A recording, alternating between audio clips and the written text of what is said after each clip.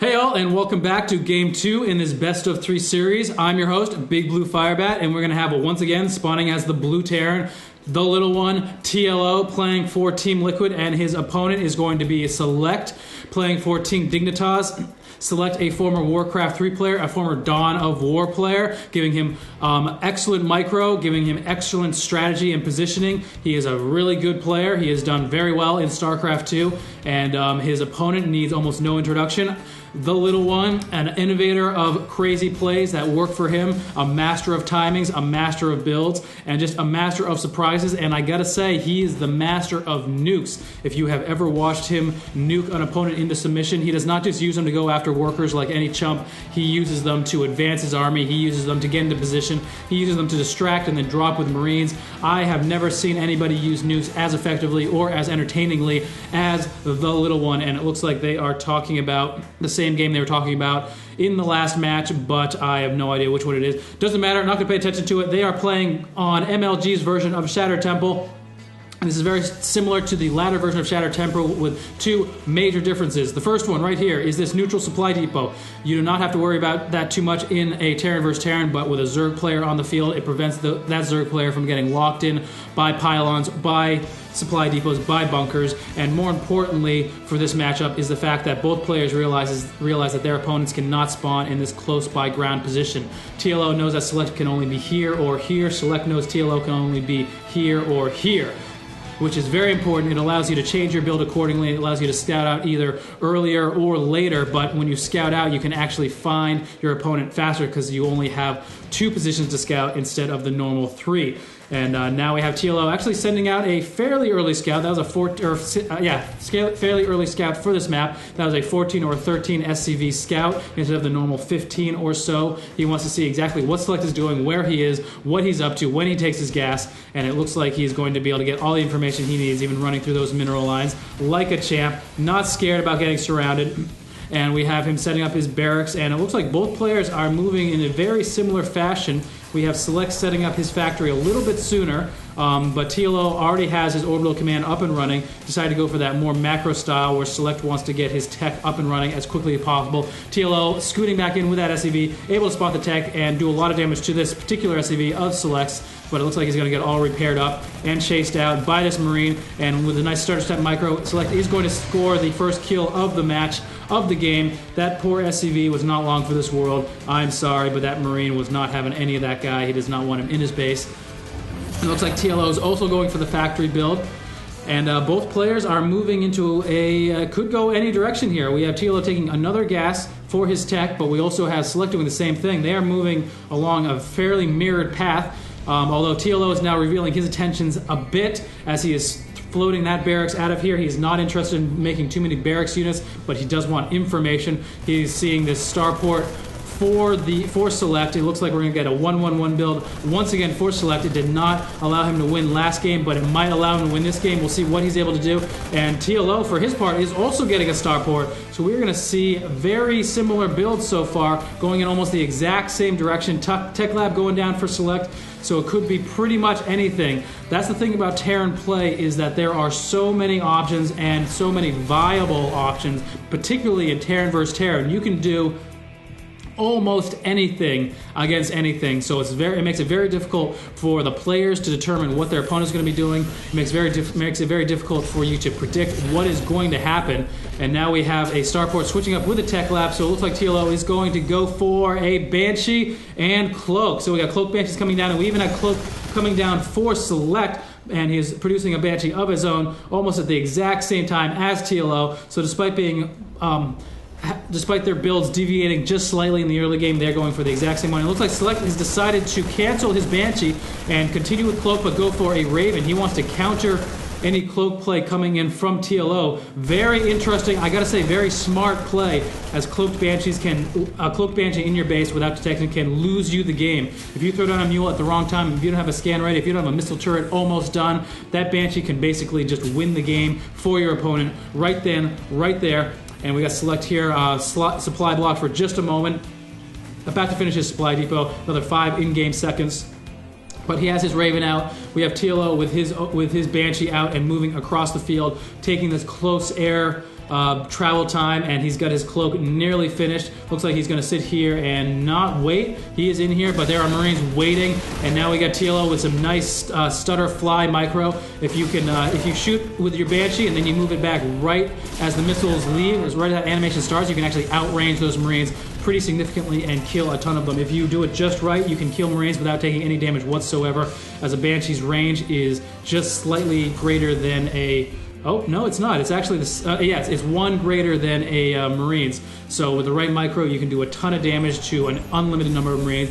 Very difficult to do, but TLO is an excellent micro player. He definitely knows how to micro very well, and now we have just a Viking and a Raven over here trying to shut down this Banshee play from TLO, but he's coming in from the south with another Cloak Banshee. He's going to get this SCV, building a command center just as it was about to finish. That is actually a huge blow, able to delay Select's command center significantly while TLO gets his own up and running, and now this Raven is in here doing some damage with the Viking, able to spot for the Viking, force that Banshee away, but now we got TLO from the north once again, attacking at the top, attacking from the bottom, all over the place with his Banshees, doing a ton of damage. 6 kills on that Banshee, 7 kills, and just going to town on these SCVs, getting into a great position, and now this Viking is going to take some more pot shots, but we got this Banshee down here attacking the tech lab, that is setting up to upgrade the Marauder concussive shells, able to kill the tech lab just before the upgrade is finished. So it looks like Select was planning to play with some Marauders, but he's going to have to wait on that upgrade just a little bit longer. And it's not just the concussive shells upgrades that is delayed. That also delays stim. That also delays combat shields for his Marines, which is going to be a problem. And now we have TLO throwing down 3 more barracks for himself. He's got his own Raven on the field. He is not taking any chances with any Cloak Banshees. His command center is almost finished while Select is moving down to take his expansion. He wants to get himself set up with a macro game. He wants to get his SCVs transferred. He wants to get his mules raining down. And it looks like he is in an okay position here. A couple of Hellions hanging out on the back of Select's expansion, able to spot that timing, but he is going to be chased out of here with these siege tanks, with this Marauder. Siege tanks and Marauders take almost no damage from Hellions. Look at that, we got 1 armor on, I think, both of them, which reduces the Hellions' attack to 7 per shot, which is not very much considering the amount of hit points that a siege tank or a Marauder have. Now we have just a Raven and 2 Vikings running back and forth here. He does Select does not want to see any more Cloaked Banshees, but it looks like TLO is sneaky. He is threading that needle. He's going to get in from all angles. Banshees can fly all over the place. He's going to kill 1 SCV as it's transferring, and I'm not sure what he's going to be able to do. It looks like he's going to go after more SCVs on the line. He wants to get some damage down here, and now the Viking is in here trying to do some damage. Going to take out this Banshee, definitely, and it looks like he's going to get 1 more kill for SCVs. TLO is doing very well, having killed 14 SCVs to Select's 1. And staying on the SCV count, so he is doing very well in terms of economy, able to outstrip Select's economy, and I think that is going to play a significant role as this game goes on. The more SCVs that you lose, just the further and further behind you get if you can't get any SCV kills of your own, and it doesn't matter really how good you are, because after a certain while your opponent is just going to be able to outproduce you in a huge way. StarCraft 2 is a good game to have good micro, but it is more important to have great macro. If you can produce more units than your opponent, you are going to win the game almost certainly. And now we have another Banshee in here killing 5 SCVs, killing almost getting a 6 SCV and running down to this natural expansion, getting chased by these Vikings, by this Raven. And Banshees and Vikings have the exact same movement speed, so the Banshee can't get away, but it also, the Vikings are not going to be able to close if they're out of range, and now these 3 Vikings are finally going to do some damage. But that Banshee definitely paying for itself, killing 8 SCVs, more than paying for itself. And TLO has been going to town with this Banshee harass. He is producing more and more and more, and just sending them in as he can, distracting Select all over the place, and just going in from odd, awkward angles. And he is really getting himself a great lead in this game. He's now going to take over the center of the map, push Select's Hellion off of that Zelnaga watchtower, and I see a lot of siege tanks coming out for TLO. He's got his siege mode already up. Select is making his own couple of siege tanks for himself, and I'm not sure. It looks like this is going to turn into a more standard Terran versus Terran play of siege tanks and Marines with Vikings in the air to spot and shoot down opponent Vikings. But we will see. TLO setting up missile turrets. He does not want any drops. He does not want any Vikings. He does not want any Banshees coming into his base, causing trouble. And we got Marines and Marauders, and TLO deciding that it is now the time to move out. He has done his damage. He's going to go in there and he's going to see what he can do to the army. He's tired of killing SCVs. Well, maybe not tired of it, but he is going to stop killing SCVs for the moment, do some damage with these Hellions, take over the center of the map, and Select is going to be forced to move on to into the defensive. setting up his siege line, and if he can set himself up just right, he's going to be able to hold everything back. Considering these Vikings, he is completely outnumbering TLO on the Viking count, in that he has some and TLO has none. Point defense drone finally going down, but TLO cannot push into this siege line. 4 siege tanks is just too strong. He will lose too much of his army. He might be able to break this line, but with the Marines and the Marauders backing everything up, plus the reinforcements coming in, TLO is actually forced to fall back from the siege position. Point defense drones finally going down, and Marines shooting down 1 Viking. Medevac in here getting killed by those Vikings. Very nice play by Select, good control. And now we have a standoff here that you see all the time in Terran vs. Terran, the siege tank standoff. It's high noon on Shattered Temple, and we see Vikings and siege tanks just hanging out, staring each other down. Scans going down for both players. And now this is the thing about Terran vs. Terran, particularly this style of play. Both players have to be extremely aware of positioning. One bad positioning, one bad engagement, and that will lose you the game. Terran vs. Terran is extremely tense play. You have to be so careful. You have to know your siege tank range. You have to know your opponent's siege tank range. You have to be able to spot, which is what the scans are for most of the time. You just have to know where your opponent's army is all the time. And look at that, Select moving right up to the line of TLO siege tanks in order to spot with his Vikings and do just a little bit extra damage. Take out this Raven. Very nice. Now TLO has nothing in the air to spot except for this Banshee that's coming down here, and this is going to be a very tense moment. If Select makes a single mistake, all of his advantages can be destroyed, but if TLO makes a mistake, he will lose the game right here.